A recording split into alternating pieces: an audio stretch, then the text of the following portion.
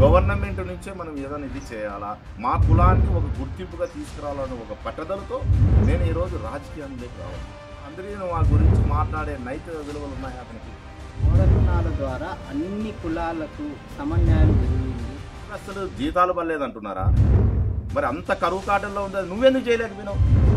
ఈరోజు ఎందుకు చేయలేకపోయినావు? అప్పుడు 5 ఏళ్లలో నువ్వు ఒక్కరోజు అంటే ఒకరోజు 1వ తారీఖు పింఛన్ ఇచ్చినట్టు ఉన్నాయా, 1వ తారీఖే కంప్లీట్ చేసిన ఉన్నాయా, 1వ తారీఖు ఉద్యోగస్తులకి జీతాలు ఇచ్చిన రోజులు ఉన్నాయా? ఈరోజు నేను చేయగలుగుతున్నావు అంటే వచ్చింది నీకు అది. అంటే జై ట్యాక్స్ నువ్వు కట్టించుకున్నావు, ప్రజల రక్తం తాగి నువ్వు డబ్బు క్యాప్చర్. హాయ్, హలో, నమస్తే. D3 న్యూస్ ప్రేక్షకులకు స్వాగతం, సుస్వాగతం. ఈరోజు మన ముఖాముఖి కార్యక్రమానికి ఇచ్చేసిన తెలుగుదేశం పార్టీ సీనియర్ నాయకులు సిమెంట్ పోలన్న గారు మనతో పాటు ఉన్నారు. అన్న నమస్తేనా. ఈరోజు మీతో ఈ ఇంటర్వ్యూ చేయడం చాలా ఆనందంగా ఉంది. మరి కొన్ని సంవత్సరాలుగా తెలుగుదేశం పార్టీలో చాలా వరకు బాగా కృషి చేసి పనిచేసినారు. మరి తెలుగుదేశం పార్టీ అధికారంలోకి వచ్చింది. రాబోయే రోజుల్లో తెలుగుదేశం పార్టీ నుంచి మీరు ఏ విధంగా ముందుకు వెళ్ళే పరిస్థితి కనిపిస్తుంది? మా ప్రేక్షకుల కోసం ఈ ముఖాముఖి కార్యక్రమం చేపడుతున్నాము. మరి ముఖ్యంగా మీ గురించి కొన్ని విషయాలు మన ప్రేక్షకుల కోసం. సిమెంట్ పోలన్న గారు ఎవరు? సిమెంట్ పోలన్న వ్యక్తిగత జీవితం ఏంటి? కొన్ని విషయాలు ప్రేక్షకుల కోసం. మాది వడ్డెర కాస్ట్ అండి, వడ్డెర సామాజిక వర్గము. మేము చాలా బలహీన వర్గాల నుంచి ముందుకు వచ్చిన వాళ్ళము. ఎందుకంటే వడ్డెర కాస్ట్ అనేది కష్టపడే మనస్తత్వం. రాళ్ళు కొట్టి, రాళ్ళను బ్లాస్టింగ్ చేసి, పిండి చేసి, ఈరోజు రోడ్డు మెటల్ కానీ, గ్రానైట్ కానీ, ఈ మైనింగ్ సంబంధించినది ఏదైతే ఉండాదో అది వడ్డెర కాస్ట్కి సంబంధించింది. అది అట్టడుగున ఒక రాజకీయ ప్రాధాన్యత లేదు తప్పితే ప్రతి ఒక్క దాంట్లోనూ మా వడ్డెర కాస్ట్ అనేది ఇన్వాల్వ్మెంట్ అయ్యింది. ఈ బిల్డింగ్ కట్టాలన్నా, ఈ డ్యామ్ కట్టాలన్నా, ఈ విధంగా అనేకమైన దాంట్లో మేము ముందున్నాం. కానీ ఆర్థికంగా వడ్డెర అనేది రాజకీయంగా గుర్తింపు.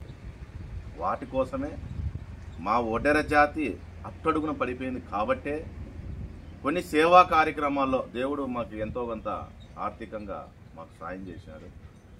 దానివల్లనే మా వడ్డెర జాతిని కూడా బయటికి తీసుకొచ్చి సేవా కార్యక్రమాలు అయితేనే మా వినికిడి అంటే వడ్డే వాళ్ళు కూడా సేవా కార్యక్రమాల్లో ఆర్థికంగా కొంత ముందుకు ఉన్నారు, అన్ని విధాల ఉన్నారనే ఒక గుర్తింపు కోసము మేము ముందుకు తీసుకెళ్తాం. అయితే ముందుగా మీరు మీ నాన్నగారు కానీ మీ ఏమన్నా రాజకీయ చరిత్ర ఉందా మీకు ఏమన్నా ఫ్యామిలీ పరంగా? మా ఫ్యామిలీగా అయితే రాజకీయ చరిత్ర లేదు. మేము చెప్తున్నాం కదా, ఈ రోజుకి కూడా కష్టపడి పైకి వచ్చిన వాళ్ళం. అయితే మేము ఎంతో కొంత ఇప్పుడున్న యూత్కి చదువుకున్నాము. మా జాతి వెనకబడిపోయింది అనేది ఒక ఇది తప్ప మాకు కసి. ఎందుకు వెనకబడింది, దేనివల్ల వెనకబడింది అని మేము కొన్ని మేము కొంతమందికి ముందుకు పోతూ మా నియోజకవర్గాల్లో అయితేనేమి, మండలాల్లో అయితేనేమి, విలేజ్లో అయితేనేమి కొన్ని రీసెర్చ్ చేసిన తర్వాత అక్కడ ఉన్న వాళ్ళ పరిస్థితి చూస్తుంటే కంట్లో నీళ్ళు దిగుతున్నాయి. అయితే మీరు మరి వడ్డెర కమ్యూనిటీలో, వడ్డెర సంఘంలో కూడా కొన్ని సంవత్సరాల నుంచి పనిచేశారు. అంటే ఆ సంఘాల్లో పని చేసినప్పుడు మీరు ఆ సంఘంలోకి పోవాలా, సామాజిక సేవ చేయాలా అని అసలు ఎందుకు అనిపించింది మీరు? అదే చెప్తున్నాం కదండి.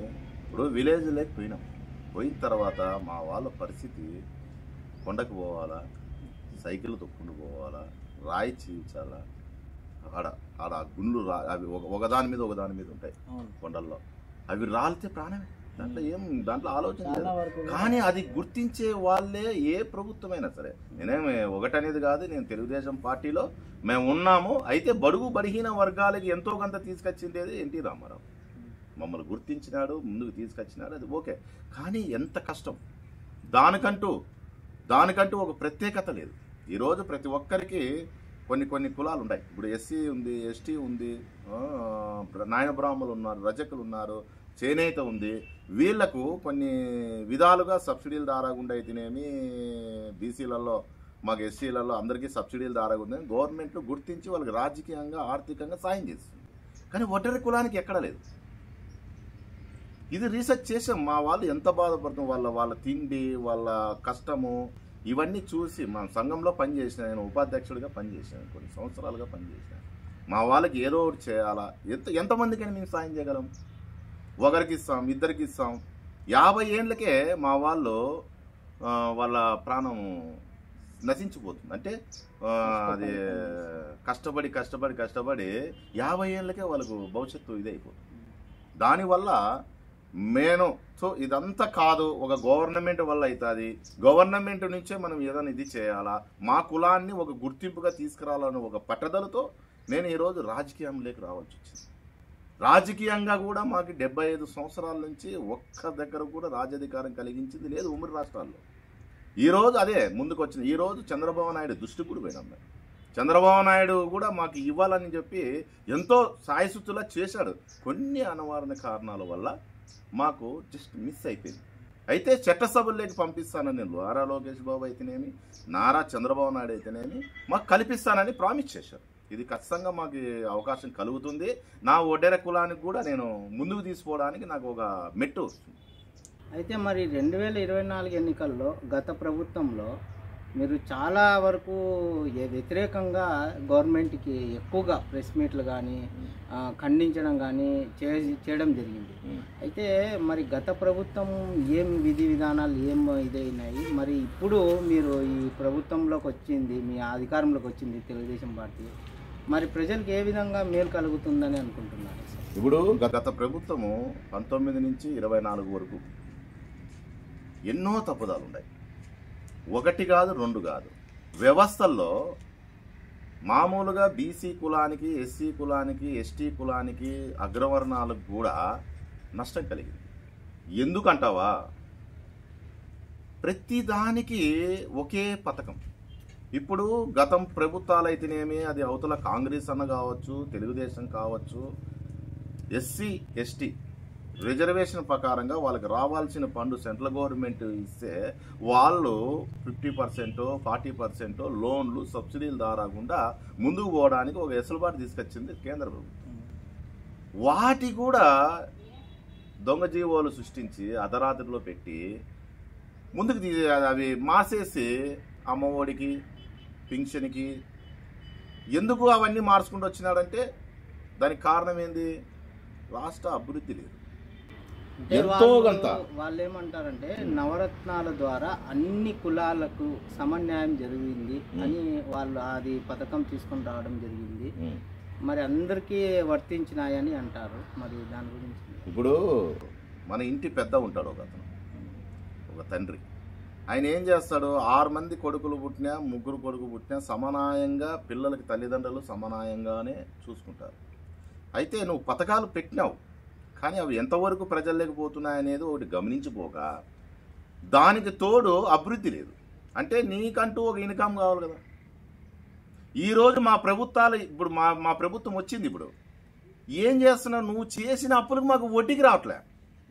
వడ్డీ కట్టేదానికి కూడా డబ్బులు రావట్లేదంటే నువ్వు ఏంది చేశావు? ఈరోజు అమరావతి తీసుకో, ఒక పోలవరం తీసుకో, తర్వాత 3 రాజధానులు అన్నాడు. సరే అది పక్కపెట్టి ఒక అమరావతికి నువ్వు డెవలప్మెంట్ చేసిందంటే ఈరోజు ఎంత ఆదాయం వచ్చు?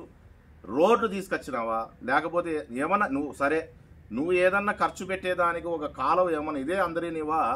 ఇదే అనంత వెంకట్రామరెడ్డి అనంతపూర్ ఉమ్మడి జిల్లా అధ్యక్షుడు, అతను అందరినివా గురించి మాట్లాడే నైతిక విలువలు ఉన్నాయి అతనికి? ఈరోజు ఎందుకు మాట్లాడుతున్నాడు? నేను నిన్న మాట్లాడినాడు. అందరినివా వెడల్పు చేయకపోగా కాంక్రీట్ వేసేస్తున్నారని. మరి నువ్వు 5 ఏళ్ళు నువ్వు చేసినవి ఏంది? గత ప్రభుత్వము 14 నుంచి 19లో మేము అందరినీ వాకి డబ్బులు ఇచ్చి వెడల్పు పనులు అయిపోయి దాదాపుగా 90% అయిపోయినాం. ఆ 10% ఎందుకు అయిపోయలేకపోయినావు నువ్వు? గమనించుకోవాలా. ఈరోజు వైసీపీకి నాయకులు అయితేనేమి, తర్వాత జగన్మోహన్ రెడ్డి అయితేనేమి, నువ్వు చేసిన తప్పుదాల వల్ల ఈరోజు ప్రజలు అనుభవిస్తున్నారు. ప్రజలకి ఏం చేయాలనేది కూడా తోచిన పరిస్థితికి తీసుకొచ్చాము. ఈరోజు చాలా హాస్పిటల్లో వెంటిలేటర్ మీద ఉంది. ఏది? రాష్ట్ర ఆంధ్రప్రదేశ్ అనేది వెంటిలేటర్ మీద ఉంది. ఎంతో కొంత మా నాయకుడు, విజన్ ఉన్న నాయకుడు కాబట్టి ఏం చేయాలి, ఎట్లా చేయాలి, ఎట్లా చేస్తే మన రాష్ట్రం బాగుపడుతుంది అనే ఉద్దేశంతో కేంద్ర ప్రభుత్వానికి ఈ రోజుకి మీరు లెక్కేసుకోండి, 9 నెలలు ప్రభుత్వం అయింది, ఎన్ని తూర్లు తిరిగింటాడు అతను, చక్కర్లు తిరుగుతున్నాడు. ప్రతి మంత్రి దగ్గర, ప్రతి శాఖ దగ్గర తీసుకొచ్చి ఎంతో కొంత ఫండ్ ఇవ్వండమ్మా, మా రాష్ట్రం చాలా అద్మానంగా ఉంది, గత ప్రభుత్వం ఈ విధంగా చేసింది అని చెప్పి అనవసరమైన ఖర్చులు చేసి ఆ రోజుల్లో అప్పులు చేసి నాశనం చేసేసారు రాష్ట్రాన్ని. ఈరోజు మీరు ఒకసారి ఆలోచించండి, భూ సర్వే చేసావు నువ్వు, దాన్ని పకడ్బందంగా చేయాలి కదా. ఈరోజు అది మేము రీకవర్ చేయడానికి మళ్ళీ ఖర్చు. నువ్వు ఆ రోజుల్లోనే కరెక్ట్గా చేసి నింటే గవర్నమెంట్కి ఎందుకు వస్తుంది ఖర్చు? ఇవన్నీ ఉద్దరగా చేసి అతను పరదాలు కట్టుకొని బటన్లు నొక్కి రాష్ట్ర ఖజానాన్ని ఖాళీ చేయడం జరిగింది.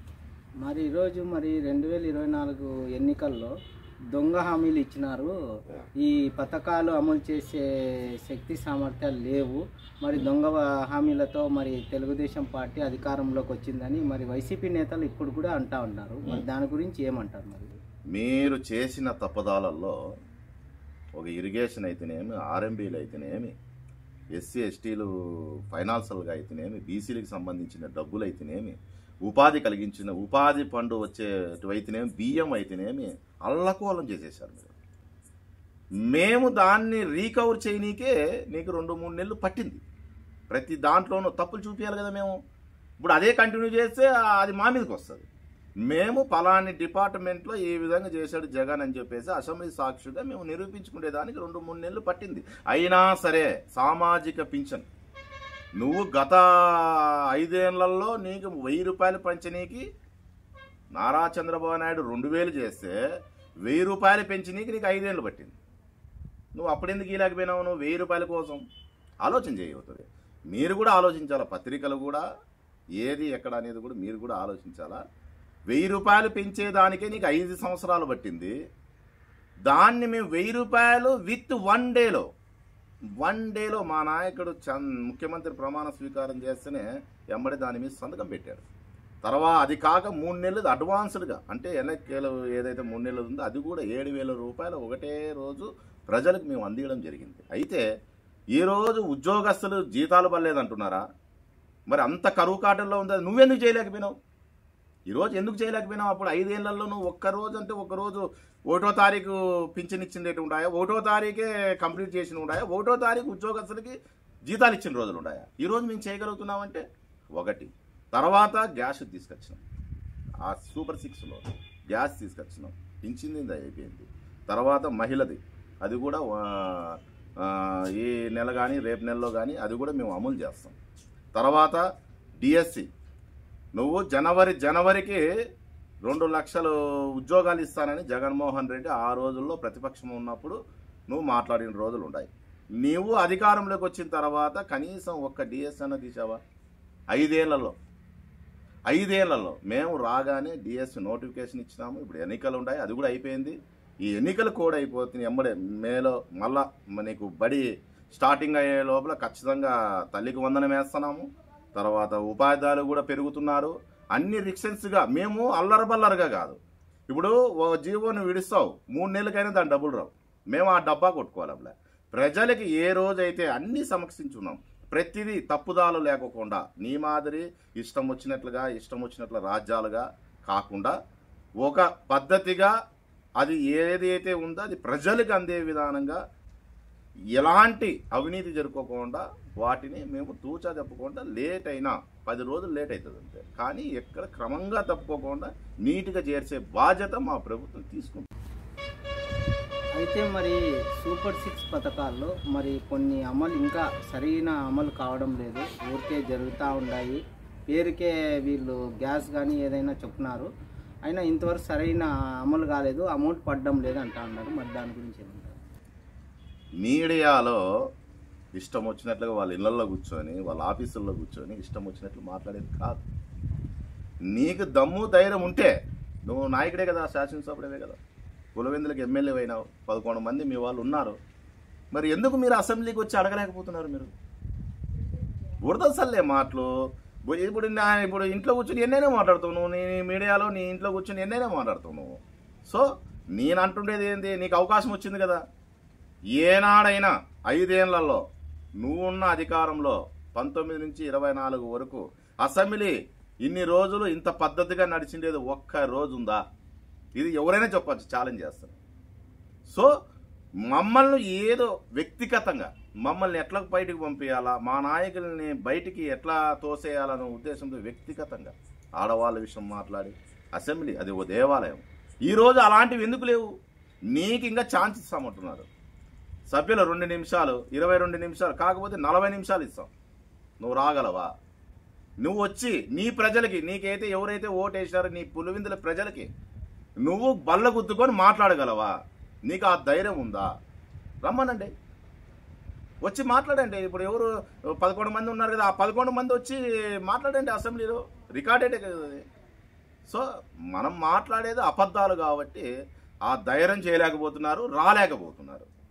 ఇప్పుడు ఆల్రెడీ తప్పుడు కూతలు కూసి తప్పుడు వ్యవహారాలు చేసి బటన్లు నొక్కి, ఆ బటన్లు నొక్కితే 6 నెలలు అయినా పడుకోకుండా ప్రజలు ఎందుకు 11 సీట్లు ఇచ్చినారంటే భూ కబ్జాలు, లిక్కరు, ఇష్టం వచ్చినట్లు అది డమ్మీ అంటే ఏమంటారు దాన్ని, పాయిజన్ లిక్విడ్ వేసి కలిపి ప్రజలు సొమ్ము దోసేసుకొని ఇష్టం వచ్చినట్లుగా. ఈరోజు స్కానింగ్తో మంది ఇస్తున్నారు, తర్వాత కార్డుతో మంది ఇస్తున్నారు. బ్రాందీ షాపులో పోతే ఎనీ టైం నీకు డబ్బులే ఇవ్వాలనే రూల్ మాకు లేదే. ఇప్పుడు నువ్వు అంతకుముందు ఎందుకు పెట్టాల్సి వచ్చింది నీకు? అది అంటే జై ట్యాక్స్ నువ్వు కట్టించుకున్నావు, ప్రజల రక్తం తాగి నువ్వు డబ్బు క్యాచ్ చేసుకున్నావు. ఇంకా మాది మర్చిపోయినావు అనుకుంటున్నా. అవన్నీ అడుగుతారని చెప్పేసి ఈరోజు నువ్వు అసెంబ్లీకి రాలేకపోతున్నావు. నువ్వు ప్రజల గురించి ప్రేమ ఉండేవాడు, ప్రజల గురించి ఆలోచించేవాడు, అసెంబ్లీకి వచ్చి మాట్లాడండి. మరి ఈరోజు నారా లోకేష్ గారు రెడ్ బుక్ ఓపెన్ చేశారు. మరి రెడ్ బుక్ ద్వారా అందరినీ కక్ష సాధింపు చర్యలు పాల్పడుతున్నారని చెప్పేసి వైసీపీ నాయకులు ఆవేదన వ్యక్తం చేస్తున్నారు. మరి దాని గురించి సరే, మరి అసెంబ్లీ సాక్షిగా ఆడవాళ్ళ మీద అసభ్యంగా మాట్లాడిండేటివన్నీ ఏమైనాయి? అచ్చెన్నాయుడు మా నాయకుడు, రాష్ట్రానికి అధ్యక్షుడు, అప్పుడు టెక్కలి నుంచి శ్రీకాకుళం డిస్టిక్ నుంచి విజయవాడకి అతనికి అప్పుడు మొలలు ఆపరేషన్ చేయించుకున్నారు. నిర్దాక్షంగా ఈడ్చుకొచ్చినారే కొల్లు రవీంద్ర అని. ఇవన్నీ అవన్నీ కక్ష సాధింపులు లేవు. కక్ష సాధింపులు అయితే జగన్మోహన్ రెడ్డితో సహా వైసీపీ నాయకుడు ఒక్కడుండడు ఇడ. అంత స్వతంత్రంగా అంత నీట్గా ఇంకా మాట్లాడుతున్నారు. ఈ రోజా అయితేనేమి, కొడాల నాని అయితేనేమి, బొత్స సత్యనారాయణ అయితేనేమి, జగన్మోహన్ రెడ్డి అయితేనేమి, అవినాష్ రెడ్డి అయితేనేమి, పెద్దరెడ్డి రామచంద్ర రెడ్డి అయితేనేమి, వీళ్ళు చేసినవి దండిగా ఉంటాయి. దోసేసినారు ప్రజల మీద. అట్లా ఎగబడి పందికొక్కులు పీక్కున్నట్లు పీక్కున్నారు దానికి. అందుకు చట్టం తన పని చేస్తుంది. పేపర్ ఉంటుంది, ప్రతిదీ చేసేది ఎవరు? అధికారులు. మేమేం అడుగుతున్నాము? ఏందయ్యా ప్రజలకు ఎంతవరకు పోయింది? మా వాళ్ళు ప్రతి శాఖలో, ఒక ఇరిగేషన్ అయితేనేమి, ఐటీ శాఖ అయితేనేమి, విద్యాశాఖ అయితేనేమి, ఆరోగ్య శాఖలు అయితేనేమి, ఏంది ఆ ఫైల్ చూస్తున్నా, చెక్ చేస్తుంటే అది అవినీతి. దానివల్ల వాళ్ళు ఏదో కిడ్నాప్ చేసుకుంది. ఎవరో ఇప్పుడు వంశీ గురించి ఏదో మాట్లాడుతున్నారు. ఒక గూండాపై ఇంకో గూండాని పర్మిషన్ ఇస్తుంది. నీవు ఏమైనా నువ్వు కరెక్ట్గా ఉన్నావా? నీ మీదే ఈ పొద్దుడికి కూడా నీ మీద కేసు ఏముంది? ఒక వాయిదాకు పోలేదు, 10 సంవత్సరాలైనా వాయిదాకు పోలేదని ఉంది. ఎందుకుంది అది చెప్పు? దొంగే. నువ్వు సమర్థించుకునేదానికి ఈరోజు కక్ష సాధింపులు చేస్తున్నారని అంటే మరి కిడ్నాపులు, బెదిరించులు ఇవన్నీ ఎందుకు చేసావు నువ్వు? చట్టం తాను పని తాను చేసుకుంటూ పోతుంది. నీకైనా చట్టమే. ఆ రోజు అదే పోలీసులు నీకు పనిచేస్తారు, ఈ రోజు అదే పోలీసులు మాకు పనిచేస్తున్నారు. కాకపోతే నీకున్న అలవాట్ల వల్ల, నీకు ఉన్న అవినీతి వల్ల, నీవు చేసిన షాడిషన్ వల్ల ప్రజలు తీర్పు ఏమిచ్చినారు నీకు? నువ్వు చేసింది కరెక్ట్ కాదనే కదా ప్రజలు తీర్పిచ్చిండేది. దానివల్ల తన పని తాను చేసుకుంటూ పోతుంది. ఎవరిని ఏం మొదలుపెట్టేది ఏం లేదు. బియ్యం అయ్యా, కేంద్ర ప్రభుత్వం ఇచ్చిన బియ్యం పందికొక్కులు తిన్నట్లు తిన్నారు, విదేశాలకు పంపిస్తున్నారు. ఎవడయా ఇవన్నీ? ఇవే నీకు కావాల్సింది? ఇవే ప్రజానాయకునికి నీకు కావాల్సినవి? ఇవేనా? భూ కబ్జాలు అది వాళ్ళ పేరు మీద ఉంటుంది, ఆడ పేదల పేరు మీద ఉంటుంది. కానీ కంచేసేసి నీది లేదు, దెంకొంబో నువ్వు 1B గినిబి అన్నీ మారిపెట్టాయి. నువ్వు అధికారం మదంతో ఇష్టం వచ్చినట్లు చేస్తే వాళ్ళు పోయి కంప్లైంట్ ఇస్తే ఆ రోజుల్లో నువ్వు తీసుకోలే. కంప్లైంట్ వైసీపీ నాయకుల మీద ఒక్క కంప్లైంట్ ఏమన్నా పెట్టినారా ఆ ప్రభుత్వంలో? వాళ్ళు చేసిన దాంట్లో ప్రతిదీ అనుభవించిండేది తెలుగుదేశం పార్టీ వాళ్ళు. తెలుగుదేశం పార్టీ వాళ్ళు ఆ రోజుల్లో నరకయాత్ర అనుభవించినారు.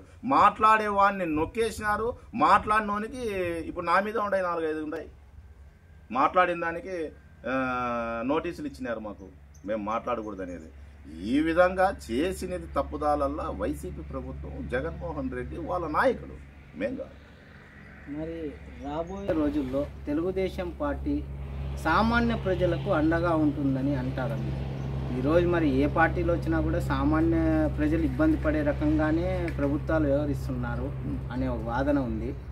మరి దాని గురించి మీరు ఏం భరోసా ఇస్తారు సామాన్య ప్రజలు? మీరు ఒక తూరు ఆలోచించుకోండి, మీకు కూడా తెలియాలా మీడియా. మా ప్రభుత్వం వచ్చినప్పటి నుంచి ఈరోజు సామాన్య మానవుడు కూడా కలెక్టర్ ఆఫీస్ కానీ తర్వాత ఎంఆర్ఓ ఆఫీస్ దగ్గరికి కానీ పోయి స్వతంత్రంగా ధర్నా చేసి వాళ్ళ హక్కులు సాధించుకుంటున్నారు. గత ప్రభుత్వంలో మీరు ఎక్కడైనా చూడండి అలాంటి ప్రస్తావన ఏమైనా ఉందా? ఈరోజు ప్రతి ఒక్కరూ మాట్లాడుతున్నారు, కరెక్టే. సామాన్య ప్రజలకి మేము బీసీ చట్టం అనేది ఒకటి తీసుకొస్తున్నాం. తర్వాత ఎస్సీ ఎస్టీలకు ఆల్రెడీ ఉన్నాయి. కానీ ఈ 9 నెలల్లో మా తెలుగుదేశం పార్టీ కేంద్రాలయం దగ్గరకు వచ్చిన సమస్యలు, వినతి పత్రాలు వచ్చిండేటివి 100కి 95% భూ సమస్యలే వచ్చాయి. అక్కడ ఉన్న కలెక్టరు ఎంఆర్ఓకి నోటీసు మా కేంద్రం ఆఫీసు నుంచే పంపిస్తున్నారు. ప్రతి ఒక్కరికి క్లియర్ అవుతున్నాయి. ఆ రోజుల్లో గత 1-2 నెలల్లో అంతమంది క్యూ కట్టి వినపత్రాలు ఇచ్చిన వాళ్ళు ఈరోజు ఆఫీస్కి రాలేదంటే వాళ్ళ ప్రాబ్లం సాల్వ్ అయినట్లే కదా.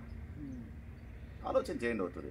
కలెక్టర్ లెవెల్లో మేము ఆడికి వాళ్ళ సమస్య చూడని చెప్పేసి వాళ్ళ నంబర్ ఇచ్చిపోతే వాళ్ళకి మెసేజ్ ఇచ్చేసి ఎంఆర్ఓని విఆర్ఓ వాళ్ళే తోలకొచ్చి వాళ్ళ సమస్య పరిష్కరిస్తున్నారు. సో ఇవన్నీ చాలా ఉన్నాయి. కాబట్టే ఇప్పుడు మెయిన్ సమస్య ఏంది? భూ సమస్య. రైతులకి భూ సమస్యలో వాళ్ళది, వాళ్ళ హద్దులు, వాళ్ళ స్థలం యాడుందనేది వాళ్ళకే తెలియదు ప్రజెంట్గా. అందుకు ఖర్చు అయినా సింతలే, అది భరించైనా సింతలే, ప్రజలకు మనం మేలు చేయాలనే ఉద్దేశంతో పకడ్బందీ చేస్తున్నాం. ఇప్పుడు చూసుకోండి మీరు ఏడన్నా కానీ నిదానంగా నీట్గా వాళ్ళవి సరిహద్దులు వాళ్ళు అప్పుడు భూ సర్వే అంటే ఏంది పేపర్ మీద రాసేస్తున్నారు. అట్లా చేసి నాశనం చేసి పెట్టారు. ఈరోజు ప్రజలు చూడు స్వతంత్రంగా ఉన్నారు, హ్యాపీగా ఉన్నారు. ఎవరికి వచ్చే పనులు వాళ్ళకి వస్తున్నాయి. రోడ్లు స్టార్ట్ చేసినాము, ఇరిగేషన్ స్టార్ట్ చేసినాము.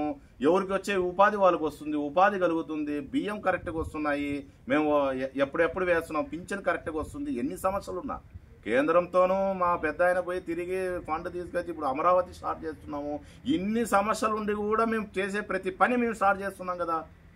వాళ్ళు ఏమైనా చేశారా ఈరోజు మాట్లాడేదానికి? ఎందుకు ప్రజల సమస్యలు ఉంటాయి? మేము అన్నీ సాల్వ్ చేస్తాం. ఈరోజు కాకపోతే రేపు చేస్తాం. మరొక విషయం ఏమంటే ఈరోజు మరి పోలవరం గురించి, పోలవరం కంప్లీట్ అయితే కొన్ని లక్షల ఎకరాలకు నీరు అందుతుంది. మరి ఆంధ్రప్రదేశ్ చాలా బాగుపడుతుంది అనేసి ఆ పోలవరం నుంచి కొన్ని దశాబ్దాలుగా ఈరోజు కృషి చేస్తున్నారు.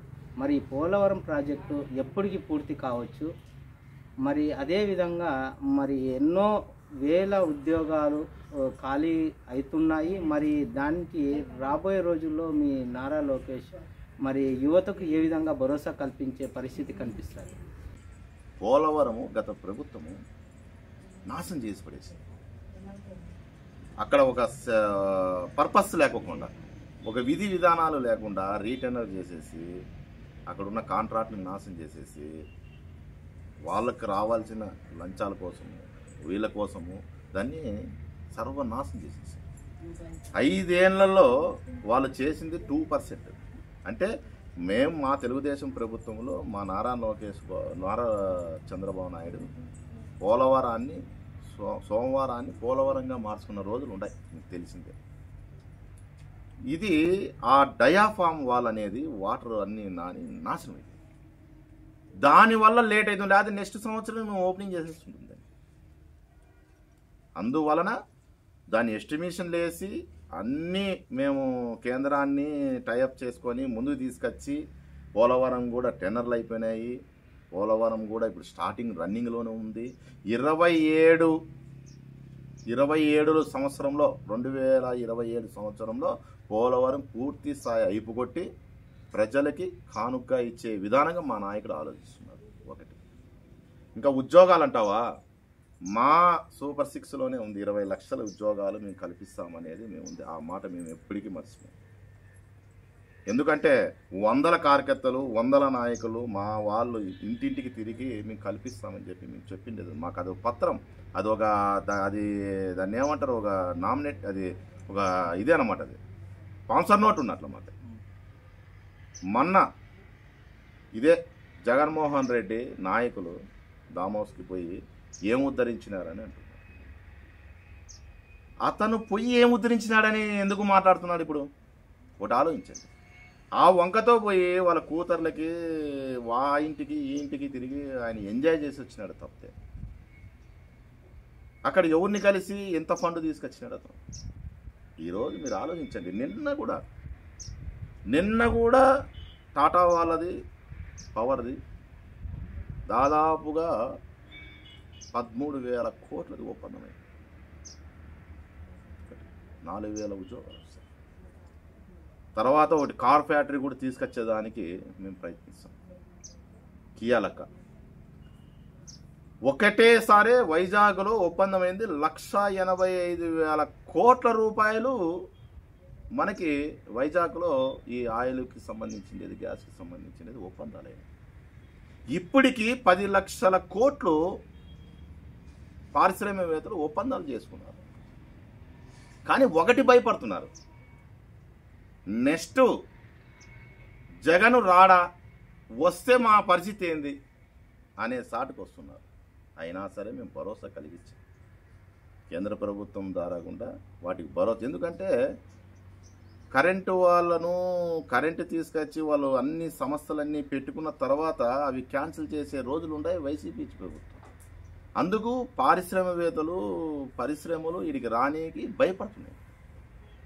వాటికి అన్నిటికీ సెక్యూరిటీ కల్పించి మా నాయకుడు నారా లోకేష్ బాబు 1కి 4 తూర్లు తిరిగి ప్రతి ఒక్కరికి మనం ఏదైతే 20 లక్షల ఉద్యోగాలు అన్నామో అది ఏ రకంగా అయినా కానీ ఆ 20 లక్షలు కల్పించేంత వరకు మా నాయకుడు నిద్రపోడు. దీని దశగా దాదాపుగా ఇప్పటికే ఒప్పందాలు అయిండేటివి, మనకు ఎంఓలు అయిండేటివి 10 లక్షల కోట్లు. దాన్ని బట్టి ఆలోచించండి. ఇంక మీరు మేము ప్రతి ఫైలు కూడా ఆయన మాదిరి మనం నాంచింది లేదు. ప్రతిదీ ప్రాసెస్గా నడుస్తుంది, వాళ్ళు కేటాయిస్తున్నాము. ఈరోజు అమరావతి దాదాపుగా రింగ్ రోడ్డు 5 జిల్లాలు కలుపుతూ రింగ్ రోడ్డు ఒకటి తీసుకొచ్చిన అమరావతి ఎంత ఫాస్ట్గా జరుగుతుంది ఈరోజు మీరు ఆలోచించండి. ఎంతమంది వాటికి ఉపాధి కలుగుతుంది, ఎంతమంది ఇప్పుడు ఎంత కదలికలు వస్తున్నాయి ఆలోచన చేయండి మీరు. అవుతుంది 3 రాజధానులని పేరుతో శ్మశానం అన్నోడు, శ్మశానం ఉంది ఆడ ఏముంది అక్కడ అది ఇదని అన్నోడు ఈరోజు మరి ఎట్లా ఇదిగా ఉంది. ఒత్తురు కాల్చింటే మీరు చూసిరండి, మీరు కూడా కళ్ళు పెట్టి చూడమని వాళ్ళు కూడా అదే అసెంబ్లీకి వస్తున్నారు, శాసనసభలకు వస్తున్నారు కదా వాళ్ళ నాయకులు, వచ్చి చూడమను ఏం జరుగుతుందనేది, ఎక్కడ జరుగుతుందనేది. ఈ విధంగా అనేక హైవేలు అనంతపూర్ నుంచి విజయవాడకి హైవేలు స్టార్ట్ అయిపోయినాయి, అవి త్వరలో అయిపోతున్నాయి. తర్వాత రింగ్ రోడ్లు స్టార్ట్ అయిపోతున్నాయి, అవే అయిపోతున్నాయి. ప్రతిదీ ఒప్పందాల ప్రకారంగా ప్రతి పారిశ్రామికతకి ఇబ్బంది కలుపుకోకుండా పొలిటికల్గా మా నాయకుడు జాగ్రత్తలు తీసుకుంటున్నారు. ప్రతి పర్మిషన్ కూడా 20 రోజుల్లోనే వాళ్ళకి ల్యాండ్ ఒప్పుజొప్పేస్తున్నారు, వాళ్ళు కట్టుకుంటున్నారు. ఈరోజు 5 స్టార్ హోటల్ కడుతున్నారు. మా గల్లారా మేము చూస్తున్నాం, ఇచ్చలవిడిగా వచ్చేస్తున్నారు నమ్మకంతో. మీరు ఆ నమ్మకం కలిగించలేకపోయినారు, నాశనం చేసి పడేసినారు. కియాది మన అనంతపూర్ డిస్టికే చూసాం కదా, గోరంట్ల మాధవ్ ఎంత బెదిరించినాడో కియా వాళ్ళనేది. కియానే అడ్రస్ లేకుండా చేసినారు కదా. ఈరోజు అది తీసుకొచ్చిన దానికి మన కరూరు జిల్లాకి ఎంత న్యాయం జరిగింది? అవుతురు ఆలోచన చేయాలి. పరిశ్రమలు వాళ్ళకి మీ కమిషన్ల కోసము పాల్పడి వాళ్ళని ఇష్టం వచ్చినట్లు భయపడిచ్చి నాశనం చేసినారంటే అది ఇంకా గతము వాళ్ళ అంతరార్థంగా వదిలేయాలి. వైసీపీ రోజు సిగ్గు లేకుండా ఈరోజు వైసీపీ నాయకులు మీడియా ముందుకు వచ్చి ఆ డబ్బా మీడియా ఒకటి పెట్టుకొని సాక్షికి ఇష్టం వచ్చినట్లు మాట్లాడేస్తున్నారు. అది లేదు, అది లేదు, ఇది లేదు. ఏమిచ్చినావు నువ్వు? ఏమిచ్చిట్టే మళ్ళీ 11 సీట్లు ఇచ్చినారు. నువ్వు ఇచ్చిన నవరత్నాలు కరెక్ట్గా పోయింటే, రాష్ట్రం బాగుండింటే 11 సీట్లు ఎందుకు ఇచ్చినారు మరి? అది కూడా అర్థం చేసుకోవాలి. ప్రతిపక్ష హోదానే లేదు. హోదా లేకున్నా కానీ నాకు హోదా కావాలంటాడు. మూర్ఖుడా, లేకపోతే తెలిసినవాడా, లేకపోతే అవగాహన ఉన్నాడా? ఇటువంటి వాడిని మనం సీఎం చేసుకొని మన రాష్ట్రాన్ని మన కళ్ళు మనమే కూర్చుకోవాల్సి వచ్చింది. ఆ 5 ఏళ్ళు నువ్వు అభివృద్ధి చేసిటే మనకి ఈ కాలం ఏం పట్టింది? ఎవరు వచ్చినా నీ ఇంట్లో నుంచి ఏం డబ్బు ఎత్తుకొచ్చి పెట్టవు కదా. రాష్ట్రాన్ని నాశనం చేయకూడదు, తీసుకురావాలి ఫండ్.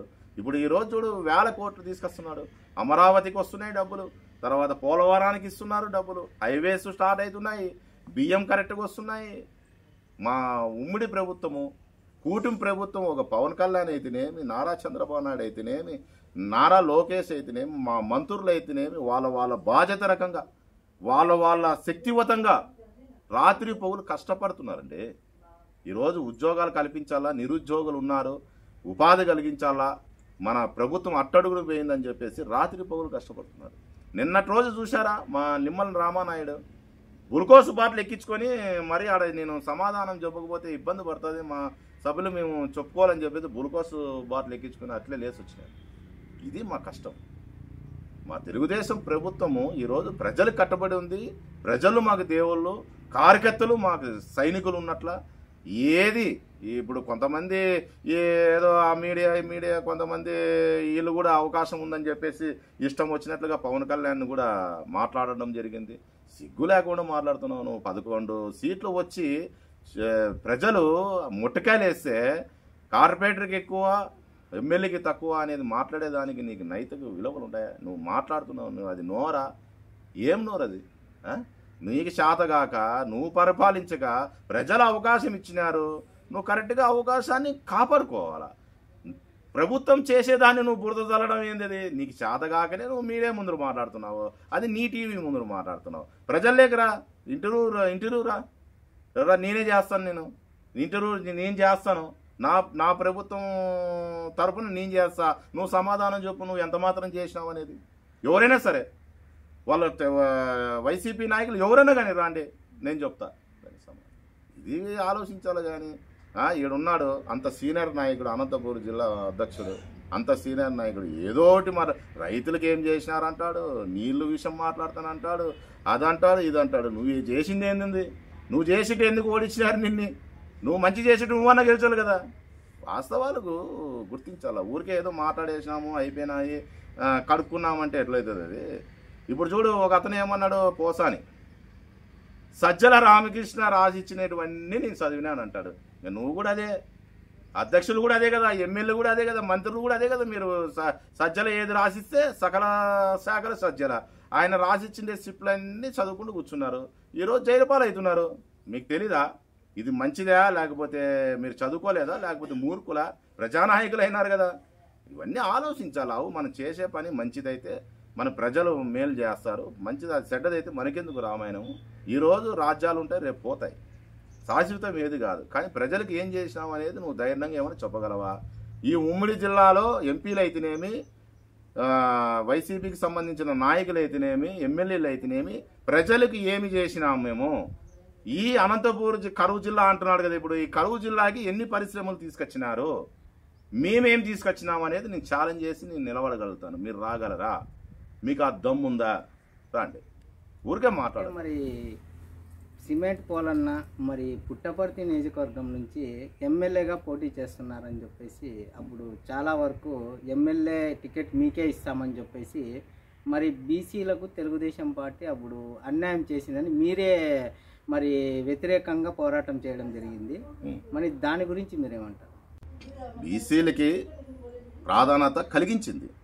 అయితే మన సత్యసాయి జిల్లాలో మన క్యాస్ట్ ఈక్వేషన్స్ కొన్ని ఉంటాయి. ఎట్లుంటాయంటే, ఇప్పుడు ఆ జిల్లాలో సమాజ వర్గానికి ఇవ్వాలా, తర్వాత మైనార్టీలకి ఇవ్వాలా, ఆ తర్వాత అగ్రవర్ణాలకి ఇవ్వాలా. ఈ సమన్వయంలో కొద్దిగా పొరపాటు జరగడం వాస్తవమే. ఇది మా అధినేత చెప్పినాడు. చిన్న పొరపాటు వల్ల ఈసారి మనం చేయలేకపోయినాము. ఖచ్చితంగా అది మీ సీటే, మీకు ఖర్చు పెట్టి బీసీలకు ప్రాధాన్యత ఉంది, ఖచ్చితంగా మీకు ప్రాధాన్యత కల్పిస్తానని చెప్పి ఇద్దరు మా చిన్నబాబు చెప్పినాడు, మా పెద్ద ఆయన చెప్పినాడు, చంద్రబాబు నాయుడు అయితేనేమి. కొన్ని అనివార్య కారణాల వల్ల వాటిని మళ్ళీ మా నాయకుడు సరిచేసుకోవడం జరిగింది. అయితే మరి మీరు రెబల్గా పోటీ చేసినారు, మరి ఒక హామీతో మీరు విత్డ్రా చేసుకున్నారని టాక్ ఇచ్చినారు, మీరు మీడియాకు కూడా చెప్తున్నారు.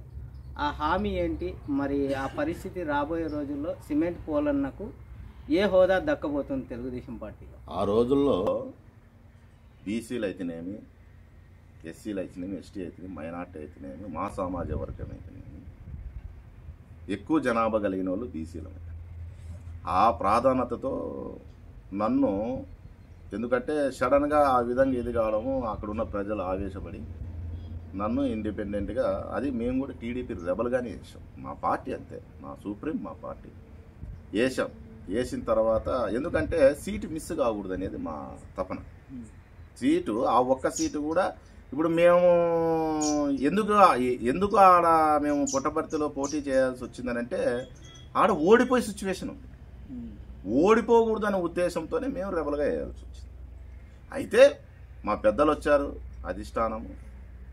అధిష్టానం ప్రకారంగా ఏదైతే నీకు రాజ్యాధికారం మిస్ అయిపోయి మీ క్యాస్ట్ మీ కమ్యూనిటీకి మిస్ అయిపోయిందో పెద్ద ఆయన అదే చెప్పినాడు. చాలా పొరపాటు చేసాం వాళ్ళకు. ఎక్కడో ఎంపీ అన్న ఇస్తామనుకోవటమి కుదరలే, ఎమ్మెల్యే అన్న ఇస్తామనుకోవటమి కుదరలే. ఆ విధంగా వాళ్ళని ఏదో రకంగా నచ్చచెప్పైనా సరే నష్టపోద్దండి, రాబోయేది మన ప్రభుత్వమే. మీకు నామినేటెడ్ పోస్టులు అయితేనేమి, స్థానిక ఎన్నికల్లో అయితేనేమి, జెడ్పీటీసీలు, ఎంపీటీసీలు, కార్పొరేటర్లు, జెడ్పీ చైర్మన్లో, వైస్ చైర్మన్లో, ఇట్లా అనేకమైన దాదాపుగా వైసీపీ ప్రభుత్వము దాదాపుగా 55 పదవులు కేటాయిస్తే అందుకు మెరుగంగా మాతో చెప్పడం, మా పెద్ద ఆయన చిన్న ఆయన ఇద్దరు మాట్లాడి ఇంతవరకు మన తెలుగుదేశం పార్టీ వెంటున్న ఈరోజు మన ప్రభుత్వం వచ్చిపోతుంది, మిస్ కాకూడదనే ఉద్దేశంతో మా నాయకులు చెప్పిన విధానంగా మేము విత్డ్రా చేసుకొని రావాల్సి వచ్చింది. అది రాజాధికారం కలిగిస్తానని ప్రామిస్ చేసినాడు. అది మన తూచా తప్పుకోకుండా మనకు వస్తుంది కూడా, దాంట్లో ఆలోచన లేదు. మా నాయకుడు అధికారం వచ్చినాక ఒక మాట, అధికారం రాకపోతే ఒక మాట మాట్లాడే చరిత్ర తెలుగుదేశం పార్టీ నాయకులకు కానీ, తెలుగుదేశం పార్టీ అధిష్టానానికి కానీ ఎక్కడా లేదు. మరి మా D3 న్యూస్ ప్రేక్షకుల కోసం మీరు ఇప్పుడు ఏం చెప్పదలుచుకున్నారు? మరి తెలుగుదేశం పార్టీ గురించి మీరు కొన్ని విషయాలు మరి ప్రేక్షకుల కోసం. D3 సామాన్యునికి ధైర్యం. ప్రేక్షకులారా, మీరు ఒకటే గమనించుకోండి, తెలుగుదేశం ప్రభుత్వం అనేది చాలా మంచి ప్రభుత్వం. అనేకమైన పథకాలు, ఎక్కడ మీరు అధైర్యపడుకోకుండా మీకు కావాల్సిన ప్రతిదీ నేను ఈ ఛానల్ ద్వారా గుండా నేను సంకేతం ఇస్తాండేది, మీకు ఒక భరోసా కలిగిస్తాండేది, ఒక దారి చూపిస్తాండేది. తెలుగుదేశం ప్రభుత్వం సంబంధించిన పథకాలు ఏవైతే ఉన్నాయో ప్రతిదీ చూతా తప్పుకోకుండా మేము, మా అధిష్టానం, మా నాయకులు మేము అమలు పరుస్తాం. అయితే అధికారులు ఏ విధంగా చేసుకోవాలా మీకు ఇంకా సులభమైన విధానం తీసుకొచ్చినాం, వార్షాప్ గవర్నర్స్ అని. వీటిలో కూడా మీరు ఉపయోగించుకొని ఎన్నో కార్యక్రమాల్లో, ఎన్నో దానిలలో మీరు పాలు పంచుకొని ఈరోజు నిన్నటి రోజు మా విద్యాశాఖ మంత్రి మాట్లాడినాడు పిల్లల విషయంలో. పిల్లలకి ఎంత అన్యాయం జరిగింది, ఏ విధంగా ఉన్నాయి, ఈ మోడల్ స్కూల్ అయితేనేమి, టాయిలెట్లు అయితేనేమి ఎంత అద్మానం ఉన్నాయనేది కూడా నిన్నటి రోజే దానికి ఎక్స్ప్లెయిన్ జరిగింది. అవి తూచా తంపుకోకుండా గవర్నమెంట్ స్కూల్లో ప్రైవేటు పరంగా, ప్రైవేటు కంటే దీటంగా గవర్నమెంట్ స్కూల్ తీర్చిదిద్దుతా అని చెప్పేసి మా మంత్రి గారు కూడా హామీ ఇవ్వడం కూడా జరిగింది. మీరు కూడా వాటిని మనసులో తీసేసి అదేరు పడుకోకుండా ప్రతి ఒక్కరూ గవర్నమెంట్ స్కూల్కి పంపించి మీ పిల్లలు, మీరు, గురువులు అందరూ ధైర్యం కలిగించి మంచి చదువును అందించే విధానంగా పిల్లల భవిష్యత్తు కాపాడాలని చెప్పేసి ఈ D3 సామాన్య ధైర్యం దారాగుండా, ఆ ఛానల్ దారాగుండా, ఆ టీవీ దారాగుండా మీకు అంతా తెలియజేస్తుండేది ఒకటే, పేద ప్రజలకు, రైతులకు, మహిళలకు, ఒంటరి మహిళలకు ఆరోగ్యశ్రీ, ఇండ్లు, ప్రతిదీ టిక్కో ఇండ్లు ప్రతిదీ అమలుపరిచే విధానంగా మా ప్రభుత్వం తీసుకుంటుంది. మీరు కూడా ధైర్యంగా ఉండండి. ప్రతిదీ కూడా పోలీస్ స్టేషన్కి పోయి మీకు ఏదైనా అన్యాయం జరిగితే మా ప్రభుత్వం యాక్షన్ తీసుకుంటుందని చెప్పేసి ఈ సందర్భంగా ప్రతి ఒక్కరికి నమస్కారం చేస్తూ, తెలుగుదేశం ప్రభుత్వం పథకాలు బ్రహ్మాండంగా అమలు చేస్తుంది, అమలు చేయబోతుంది. వైసీపీ నాయకులు ఏమి మాట్లాడలేక, ఏది మాట్లాడాలో తోచక ఇళ్లలో టీవీలు పెట్టుకొని మీడియా ఉంది, వాళ్ళ సొంతం డబ్బా మీడియా ఉందనే ఉద్దేశంతో వాళ్ళు ఇష్టం వచ్చినట్ల ప్రభుత్వం మీద బురద చల్లడం జరుగుతుంది. ఏ ప్రభుత్వం కూడా ఏది కూడా వచ్చిన నెల 2 నెలల్లోనే మనం అన్నీ చేయాలంటే కాదు. కాబట్టి అన్ని సెటరేషను అల్లకోలం సృష్టించినాడు. రాష్ట్రాన్ని ఒక ఒక శ్రీలంక టైపులో తీసుకొచ్చి నాశనం చేసినాడు. కాబట్టి జగన్మోహన్ రెడ్డి మనం వాటిని అన్ని సరిచేసే దానికోసం ఇంత టైం తీసుకుంది. ప్రతిదీ పథకము మేము అమలు చేసే విధానంగా ముందుకు పోతామని చెప్పేసి మా ప్రభుత్వం ద్వారా కూడా మేము భరోసా ఇస్తున్నాము. ప్రతి ఒక్కరికి నమస్కారం. మీతో ఈ ఇంటర్వ్యూ చేయడం చాలా ఆనందంగా ఉంది. మరి చాలా రోజుల తర్వాత మరి B3 న్యూస్లో మీ ఇంటర్వ్యూ చేయడము, మరి ఎన్నో విషయాలు ఈరోజు తెలుగుదేశం పార్టీ చేస్తున్న అవలంబిస్తున్న పనులు, అదేవిధంగా వాళ్ళు ప్రవేశపెట్టిన పథకాల గురించి కూడా ప్రజలకు చాలా క్షుణ్ణంగా వివరించారు. మరి గత పాలనలో ఏం జరిగింది, మరి ఈ పాలన ఏం జరుగుతుంది అనేది కూడా విషయాలు బాగా క్లుప్తంగా చెప్పడం జరిగింది. చాలా సంతోషం. నమస్తే.